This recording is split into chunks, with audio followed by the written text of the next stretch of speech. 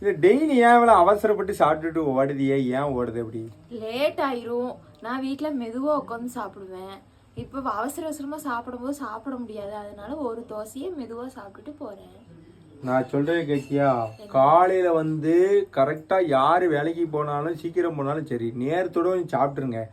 ஏன்னா அந்த நேரத்தில் சாப்பிட்டீங்கன்னா இப்போ 2 தோசை திங்க இடத்துல 1 தோசை தான் திம்பீங்க. அதனால உடல் வந்து பிரச்சனை வரும்.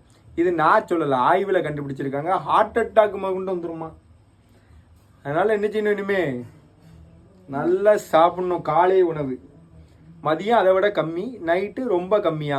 அப்போ உடல் நல்ல சீராக இருக்கும், நல்ல எண்ணெய் மாதிரி ஆரோக்கியமா சரிம்மா.